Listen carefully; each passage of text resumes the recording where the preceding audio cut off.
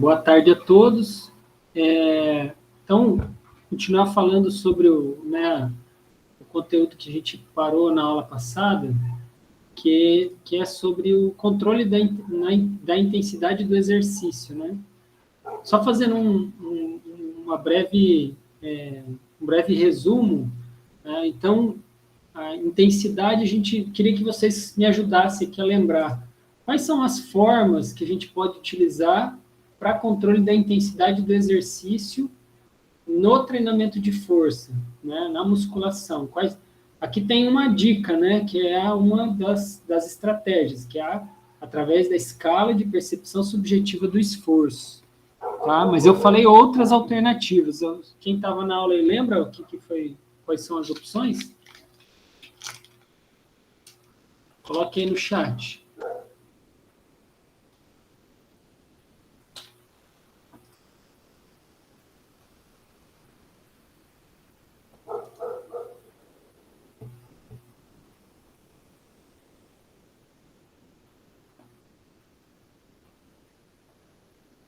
E aí, pessoal, bora? Raça, posso tirar uma dúvida? Claro, manda ver. Essa escala de força aí, ela é relacionada à subjetividade de dor muscular ou cardiorrespiratória, no sentido de estar cansado, ou os dois, tanto faz. A orientação, né, da escala, elas são todas muito parecidas. Elas levam em conta tanto o feedback que a gente tem respiratório, né, leva feedback neuromuscular, né, e de transpiração também. Né? Então, a gente utiliza esses 3 pontos de referência, né, para nortear a percepção de esforço, né, no caso. Tá bom, valeu, obrigadão. Então, essa é uma estratégia, né, bastante referenciada, né? Então, o nível de força.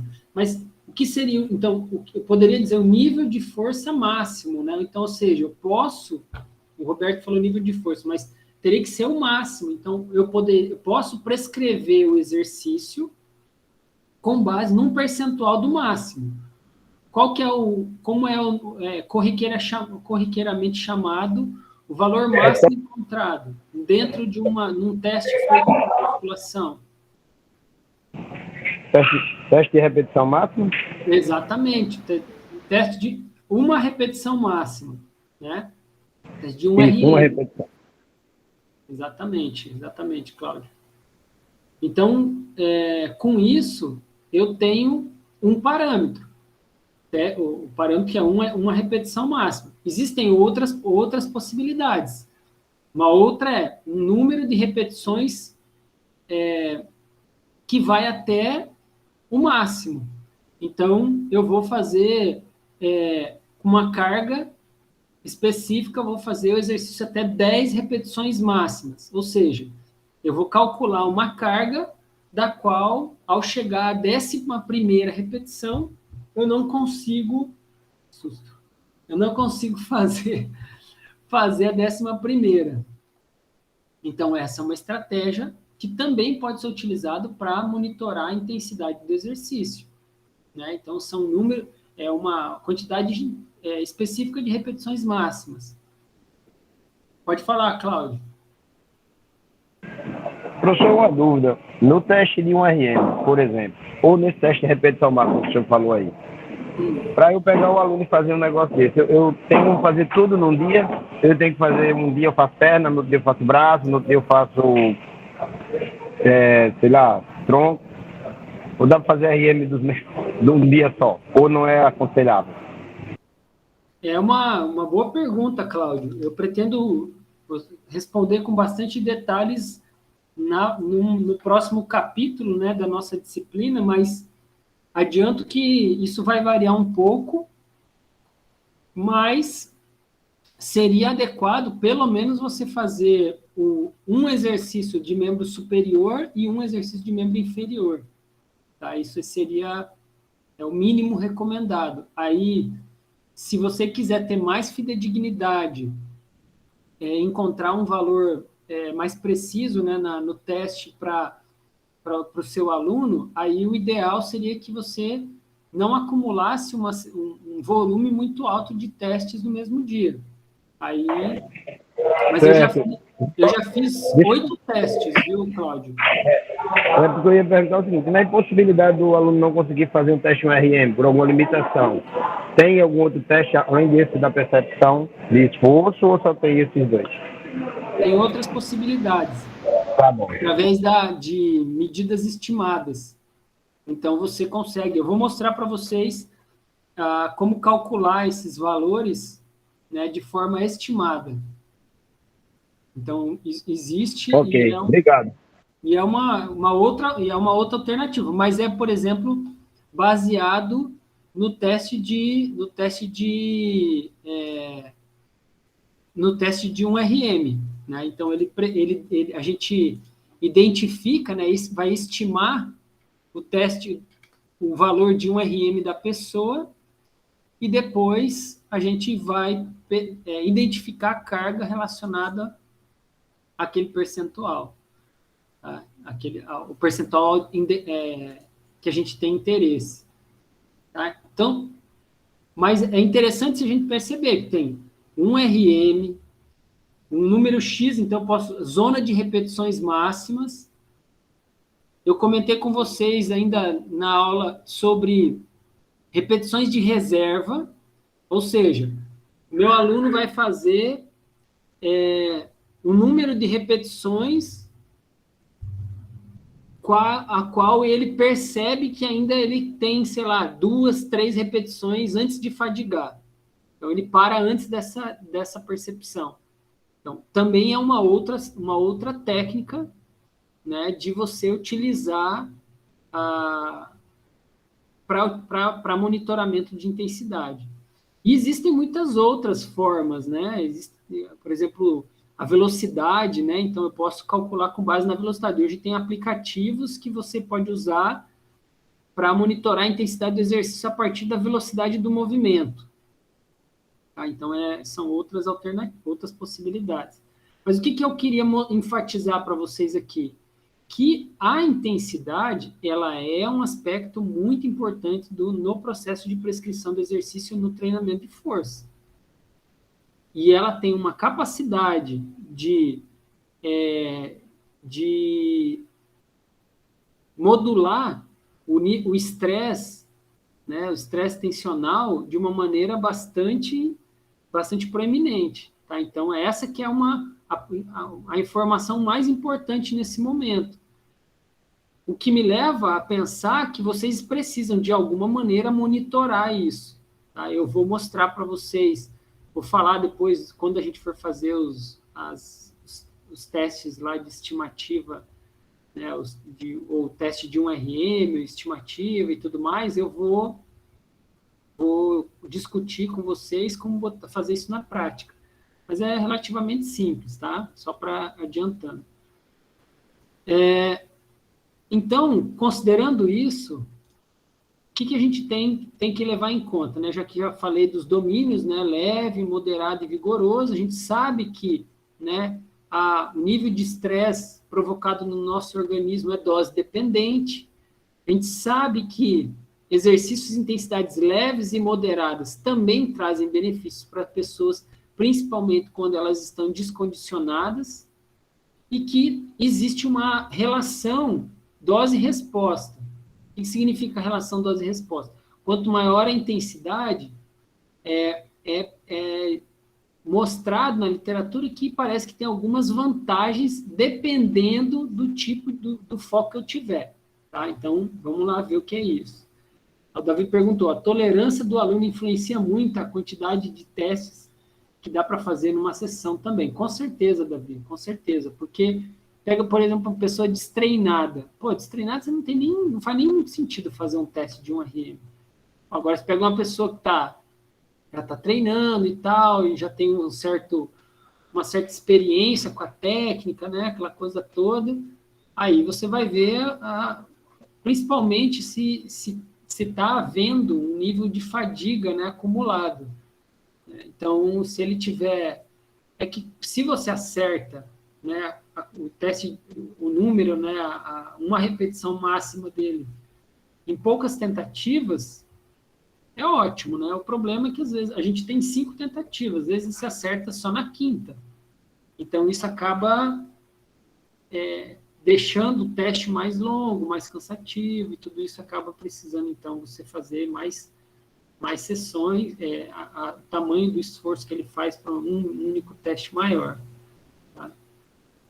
Então, aqui eu trouxe uma revisão sistemática para vocês sobre, né, os efeitos, né, da intensidade, né, da carga, né, no caso aqui, que no caso é um marcador de intensidade. Então, né, no treinamento de força, relacionando adaptações de força e hipertrofia. Então, a pergunta aqui, será que faz diferença fazer o exercício leve, com baixa carga e alta carga, né, para desenvolvimento da força e da hipertrofia? Essa é uma pergunta interessante para a gente saber. Whitney, eu vou falar bem em detalhes sobre tudo isso daqui a pouco, na sequência desse conteúdo. Eu vou explicar para vocês como faz os testes, tudo isso eu vou detalhar, então não se preocupem em relação a esse ponto especificamente. Então, aqui, se vocês podem ver, né, tem vários estudos que foram utilizados, né, nessa revisão. Esse, especificamente, o gráfico está mostrando as mudanças na força, na repetição máxima, né, em treinos com alta e baixa carga. Tá?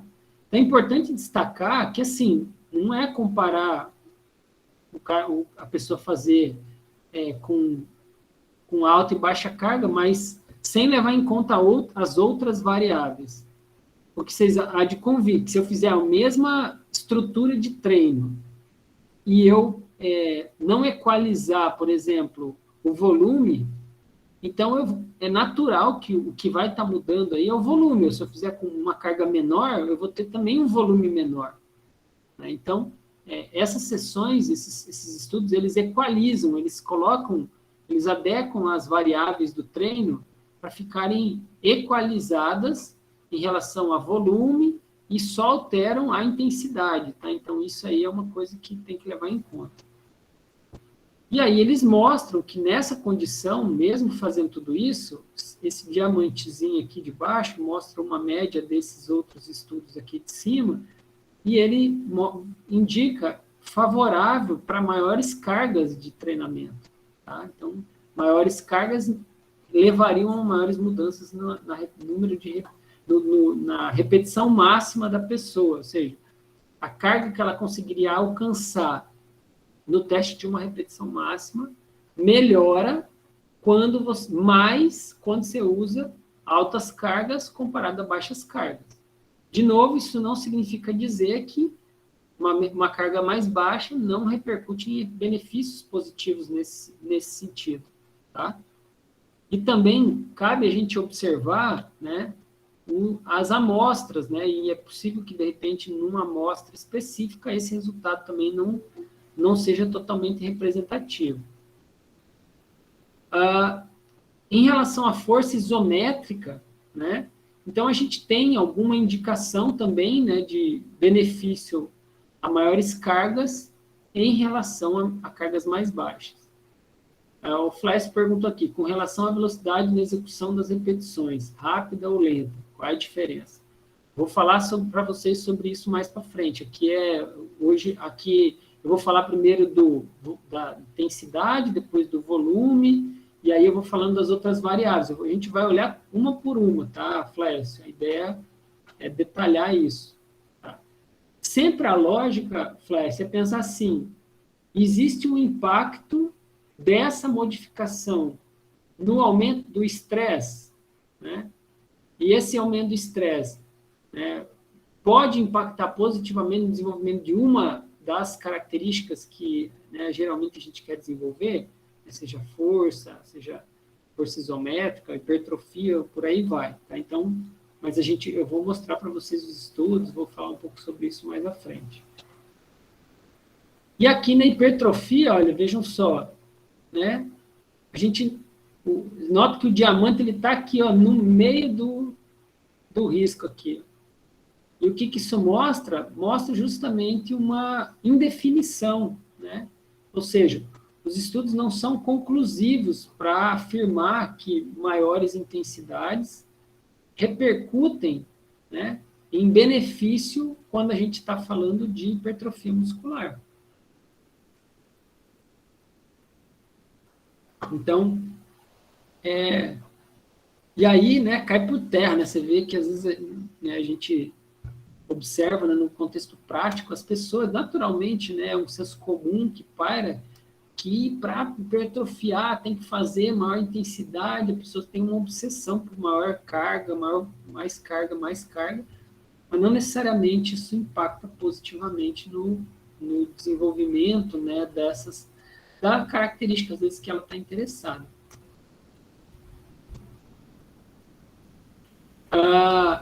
Então, no caso,